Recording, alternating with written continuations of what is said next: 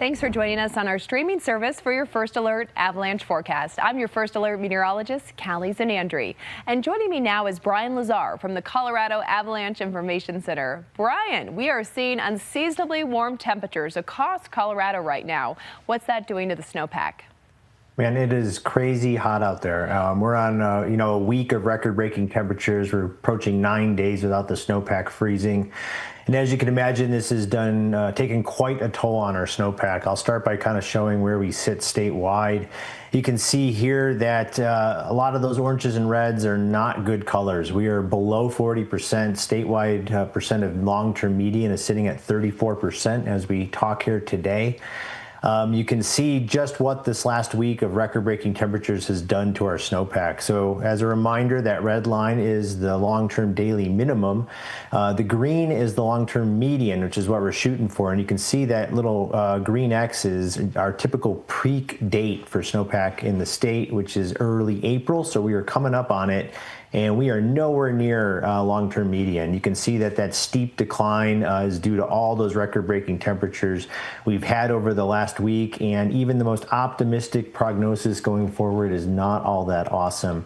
So all those dotted lines are, what might happen into the future. You can see even that most top bluish purple line would be us setting a daily maximum snow water equivalent record every day. And even if we did that for the rest of the season, we barely get back to long-term median, and even the chances of that happening are slim to none.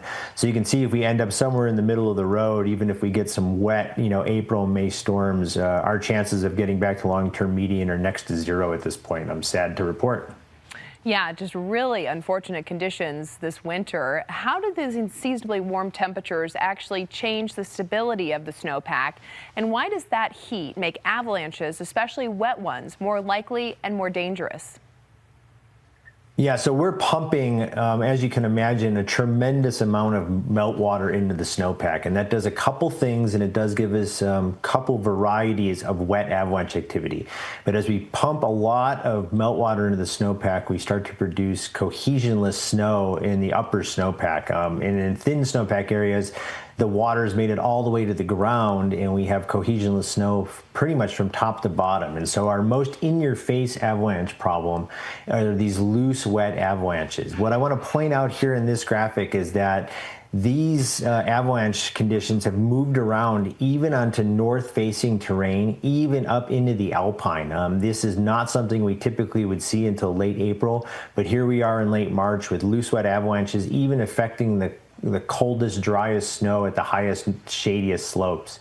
And we're seeing, as you can imagine, a big uptick in loose, wet avalanche activity. We've mentioned some of those clear signs that loose, wet avalanche activity are imminent, including unsupportable snow surfaces when those crusts start breaking down.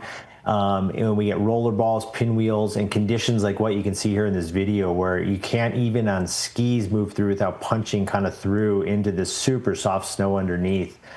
And what that's doing is allowing all of this unconsolidated snow to essentially move easily in loose, wet avalanches. And some of these are gouging down to the ground even because, like I said, meltwater has made it that deep. Really easy to trigger, but unfortunately we get some really good signs from Mother Nature. Here's just an example of some recent loose, wet avalanche activity, a natural from yesterday in Red Lady Bowl outside of Crested Butte. And here's one that ran right near Vail, and you can see how it started as a little point release up high above the cliffs and then gouged down to the ground. So although these things are kind of easy to predict and Mother Nature does give us some pretty clear signs, we do want people to realize when it's time to exit steep avalanche terrain, because getting caught in something like this, could certainly lead to injury or worse. And Brian, you're also still warning about large, destructive, wet slab avalanches. Where are those risks highest right now? Yeah, and those are, almost what's really driving the danger. These are not as in your face, but they're much more dangerous because of the volume of snow that they entrain. And they're a little bit harder to predict. But what we have seen is the wet avalanche activity also creep around under the north side of the compass. So when we say wet slabs, what we mean is we've had all these persistent weak layers in the snowpack that you and I have been discussing throughout the course of the winter. We're pumping a lot of meltwater into the snowpack, and when those weak layers see water for the first time, they get really weak, really fast and will often fail in the form of wet slab avalanches. And I'll show you what some of those look like. But of note here is that they've moved around again into the cold snow, even up at the near tree line elevation on north-facing slopes.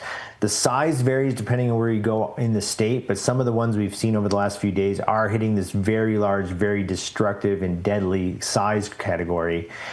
And here Jason gives us a really good description of what this wet slab setup looks like. And collapse on, it's pretty mellow slope, so I'm not worried about it, under 30 degrees. But what's going on here is this weak layer of basal fastest and depth hoar is getting super wet and weakening even more than it already was. It already was weak before it got wet, and that collapsed, and we got this big crack. It didn't slide because it wasn't steep enough.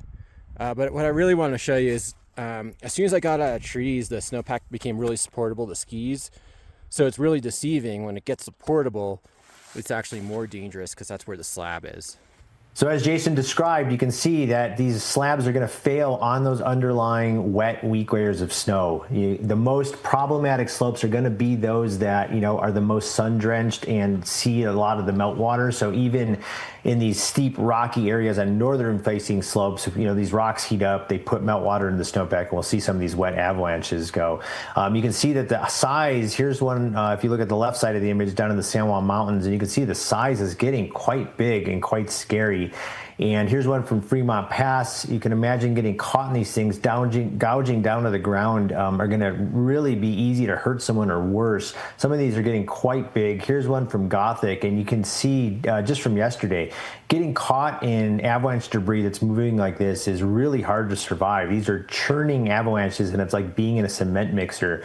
So you really need to make sure that you're avoiding these slopes where we're warning about wet slab avalanche activity, because these are going to be really dangerous if you find yourself in one. Now, a pattern change bringing cooler temperatures this weekend. How do you expect avalanche conditions to evolve? And as you've warned, that window for safe travel may be very short or even non-existent. What clear signs should people watch for when it's time to turn around? Yeah, it's a great question. We are moving back into a slightly more normal paradigm. So as we put in our weather forecast yesterday, we're moving out of the record-breaking hot temperatures into just unseasonably warm temperatures as we move towards the weekend. Here's a temperature graph from near Berthoud Pass. We do have a cold front that moves through tonight, and that'll have the biggest impact in the northern mountains, particularly along and east of the Continental Divide. What I want to point out here is this first peak in the graph is Thursday. This is going to be our hottest period of this whole record-breaking temperature.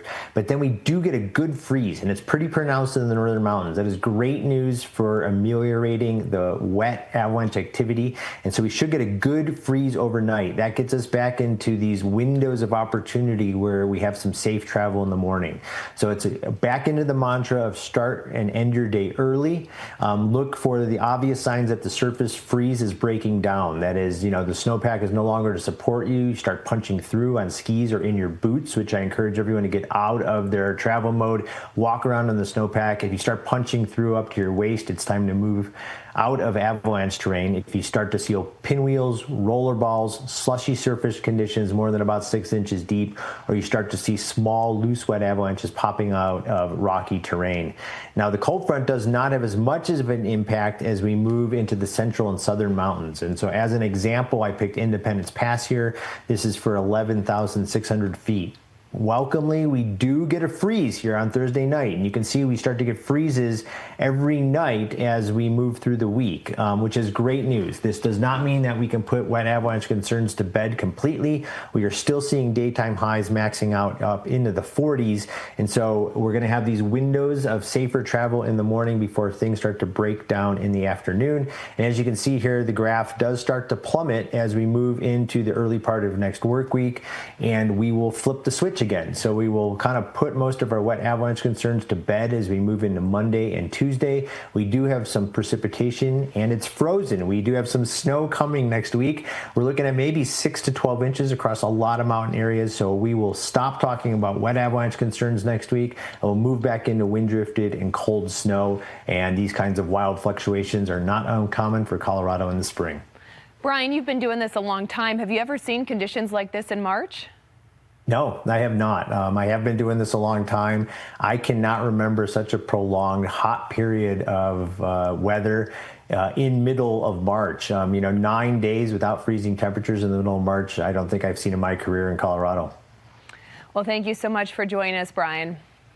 Thank you. We'll see you next week. Yeah, we'll see you next week for your First Alert Avalanche Report.